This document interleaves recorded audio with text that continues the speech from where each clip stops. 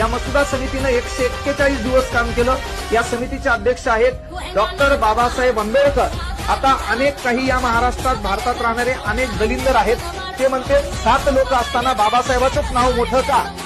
भाऊ ते बॅरिस्टर होते, इंग्लंडला शिकले, जपानमध्ये 12 नावाचा कोर्स केलाय. एवढं करून आपल्या भारताची हलाखीची परिस्थिती माहित होते.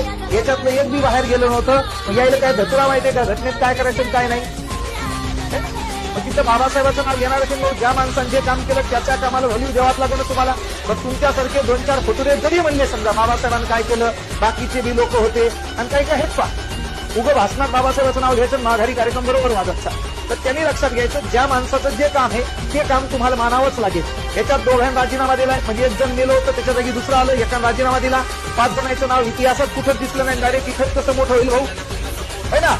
इथं 14 तळ्याचा सत्याग्रह, महारचा सत्याग्रह, मनुस्मृतीचं दहन आहे, बहिष्कृत हितकारणी सभा आहे, समता आहे, जनता आहे, प्रबुद्ध भारत आहे, है ना? त्याच्यानंतर महत्वाची गोष्ट काय बघूया, कामगार असोसिएशन आहे, शेड्यूल कास्ट फेडरेशन आहे, रिपब्लिकन पार्टीची घोषणा आहे, धर्मांतराची 1935 ची घोषणा आहे, सर्वात मोठं धर्मांतर आहे 14 ऑक्टोबर 1956. मग एवढं इतिहासात 6 पानाचं लिखाण ज्या माणसावर आहे त्याचं काम तुम्हाला मान्यच करावं लागेल ना. हा, म्हणून तिथं आपण जायला घालायचं नाही. आपलं काहीच खरं नाही ना. आपण तेवढ्या मोठ्या सूर्याबद्दल बोलायचं नाही. प्रज्ञा सूर्य